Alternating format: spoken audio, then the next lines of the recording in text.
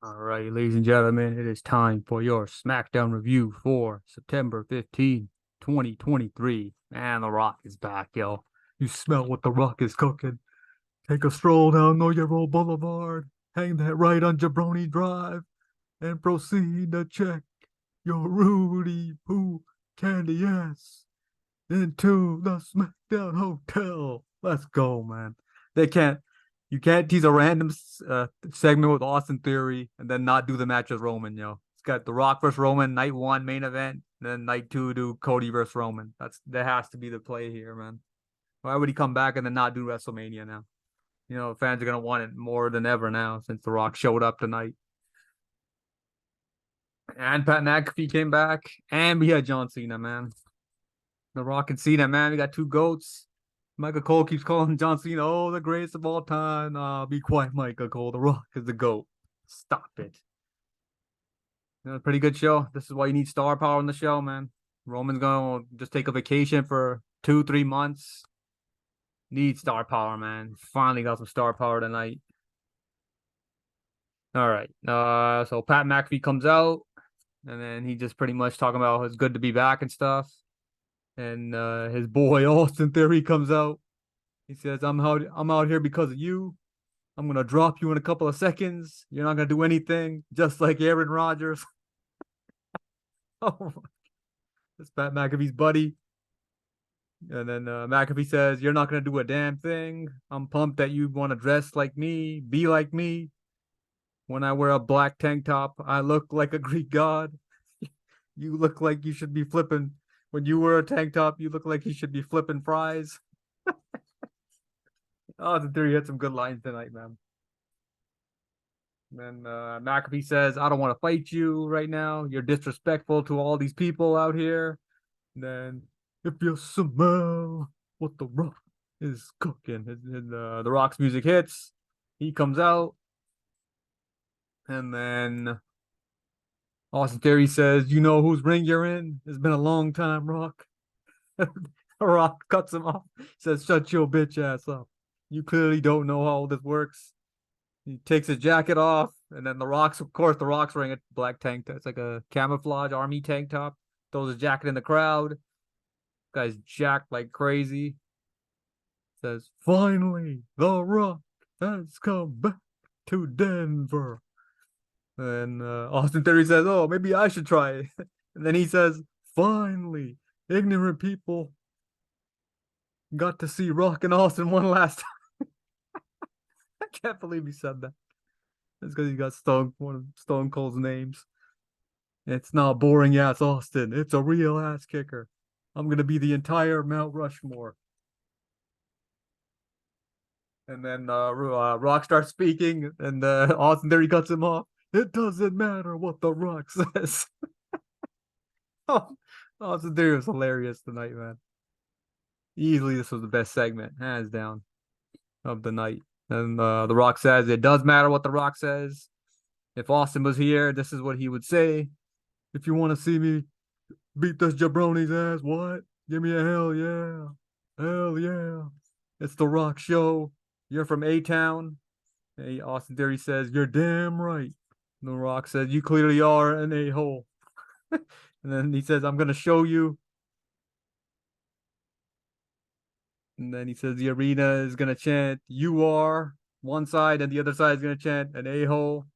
And then he does the 3-second countdown. 3, 2, 1. And then right on cue, they go, you are an a-hole. You are an a-hole. They're going so long, and then he says, oh, let's switch it up. The other side now, you do you are, and the other side do an a-hole. They do it again. And then Pat McAfee's like, we got 2 hours left. The Rock says, I know we only got 2 hours on the show. Because the fans were going so long. It's like when they sing Rollins a song, they never stop. And The Rock tells him, I'm going to whoop your ass. He hits a spine buster and does the people's elbow. The most electrifying move in all of sports entertainment. And then Pat McAfee, he does the people's elbow. He did like a delayed elbow. Did not look that good. This is easily the best segment, man. Hands down tonight. Wasn't even close. So hopefully they do Rock versus Roman at WrestleMania in Philly, WrestleMania 40. So we'll see what happens. They said he was on Pat McAfee show earlier. I was watching him on the McAfee show. He says him, Nick Khan, and Vince McMahon, they all had a meeting, and then they were talking about how the match was locked in for this year at L.A. WrestleMania, but it just fell through because of the merger coming up with the WWE and UFC that happened earlier this week. So hopefully shows up at WrestleMania 40 to face Roman, night one main event. So we'll see what happens with that. All right, next up we got AJ Styles versus Finn Balor. They were Balor was accompanied to the ring by Damian Priest and Finn and Dominic Mysterio. AJ hit a Russian leg sweep. And then about halfway through the match, the ref sends Damian Priest and Dominic Mysterio to the back, or he was proceeding to take him to the back, or send him to the back or whatever, because they kept interfering too much. And then while all this is going down, Jimmy Uso, he pops up out of the crowd, and he pretty much helps Balor win. And then we got a backstage segment with The Rock and Pat McAfee. They were talking about the segment or whatever. And then The Rock and Cena. I forgot who said. I think Cena told The Rock, "Welcome home," and they just hugged. Thought they would have had a little bit more of a segment, like a talking segment, talking about their past rivalry, but they didn't. But still was cool to see Rock and Cena in the same segment, I guess. Some star power on the show tonight. All right, in the back, we got another backstage segment, this time with Jimmy Uso and Finn Balor. Jimmy Uso says, "We even now, Us." Finn says, "You miss your brother. I see him every Monday. You and Jay should join Judgment Day. There's no leaders in the Judgment Day. There's no Roman." So very interesting that Judgment Day keeps trying to recruit the Usos. They've been going after Jey Uso pretty much aggressively every week since he's gone to Raw, and now they're trying to get Jimmy. But I don't think they're gonna join the bloodline. They're not gonna join Judgment Day. So this could be potentially leading. I don't know. Maybe Jey Uso versus Finn Balor or Damian Priest at what's the next pay-per-view at we just had Payback. Fastlane, so they could do something with that, but yeah. It could be I think Judgment Day, if they do War Games again at Survivor Series, it'll be Judgment Day on one side. Maybe Jay teams up with KO and Sammy, and then you get Cody maybe in there, or Seth Rollins. So we'll see what happens with that. All right. In the ring, we got the LWO. Rey Mysterio says his career was at a crossroads earlier this year. LWO reminded me what family represents. I'm the United States champion. And then Santos, he grabs the mic, says Austin Theory took me out. I couldn't compete. My dream is to face my idol for the title. And then Santos pretty much challenges Rey Mysterio to a match at I think they said when the match is. It's either at Fastlane. It should be most likely be a Fastlane. And Rey accepts. So this is gonna start the split between Rey Mysterio and LWO, and Santos' eventual heel turn. So I can't wait to see Santos as a heel, Santos Escobar. And then as soon as Rey accepts, Bobby Lashley and the Street Profits come out. Lashley says the tag teams are falling apart around here. They're crumbling. It's going to be easier than I imagine. Then LWO, they challenge the Street Profits to a tag match. Back from commercial, Street Profits, pretty much a squash match. Nothing match, like maybe a couple of minutes. Street Profits win after the match. Street Profits are celebrating. They go over to Lashley. Lashley basically tells them to attack LWO. So they attack him. And then they attack Santos first. So Lashley attacks Santos Escobar, and then Rey Mysterio was like all shocked and stuff. And then I think Angelo Dawkins grabbed Rey's foot while Rey was reacting to this, and they beat up Rey. So yeah, that's pretty much it for that. So yeah, Santos facing Rey at Fastlane, and then Street Profits should be the ones to take the titles off of Judgment Day. I thought they would be the ones to take off the tag titles off of KO and Sammy. But they should probably do that match maybe at Survivor Series of the Royal Rumble or maybe to WrestleMania. So we'll see what happens with that. All right, next up we got Miz versus L.a Night. Yeah. L.a Night hits a shoulder tackle for a 2 count. Miz hit a flatliner in the corner for a near fall. L.a Night hit a clothesline. Then L.a Night hit a running knee strike in the corner for a 2 count. Miz went for the DDT. While he was going for the DDT, L.a Night like hung on to the middle rope or whatever. So the Miz just went crashing down and hit his back into the mat. And then Miz hit a code breaker for a near fall. And then L.a Night hit BFT for the 3 count. I thought Miz was gonna win this match to make this 1-1, but I guess it looks like this rivalry's over. So L.a Night wins 2-0. He won 2 matches against the Miz, and he's gonna move on to another feud. Then after the match, L.a Night grabs a mic, says he's coming for gold. Yeah. He says he sees different options. Doesn't matter which champion it is, whether it's Gunther for the IC title, Ray the United States champion, Seth Rollins World Heavyweight Champion, or it doesn't even matter if it's Roman Reigns. So it's basically a warning shot from L.a Night. Don't see him facing Roman. It's way too early for him. Same thing with Seth Rollins. Not going to challenge for the heavyweight titles for both brands. Because he hasn't even, he just started getting a push, and he hasn't even had a mid-card title. So I think, no, not sure. He'll probably most likely go after the guy that beats Gunther for the title, I'm guessing. Because Ray Santos is going to looks like they're going to start a feud. Santos Escobar is going to start a feud with Rey Mysterio. So the logical choice is Gunther, but then Damian Priest is, I think, so if this situation happens, Damian Priest cashes in on Gunther, and then L.a Night begins his focus on the U.S. title. The U.S. title, Gunther's the IC title.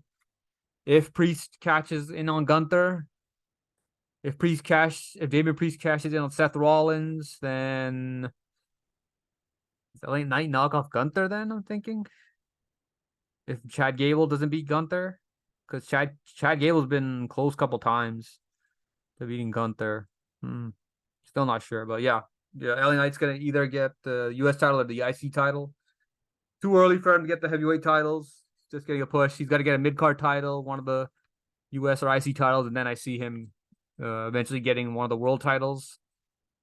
Probably around this time next year, should see L.a Knight make his way to the main event scene and start feuding with the bigger names. So yeah, still too early for him to go for the heavyweight titles. All right, we got a segment in the back. Solo Sikoa and Paul Heyman. Paul Heyman says the Tribal Chief hasn't given me the order to do that yet. Solo said something at the beginning, but the volume from the TV they were watching the L.a Knight match on was like interfering with the Solo was saying, so I'm not sure what he said. I think he said something about attacking L.a Knight or something.